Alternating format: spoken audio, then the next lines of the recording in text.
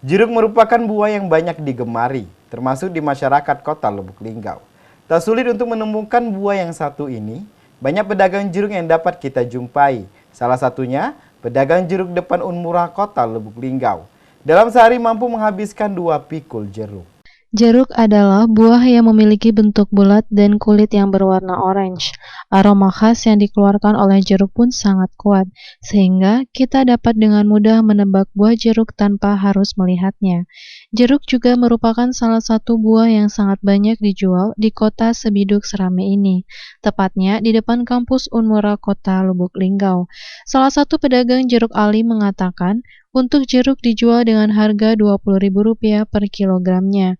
Dalam sehari bisa menghabiskan 200 kg jeruk. Kamu Be ya? Sehari itu berapa kilo habis Pak? 2 pikul. Sekarang 2 pikul dalam sehari Pak. Kalau omset Iva Walbaradi, Silampari TV melaporkan.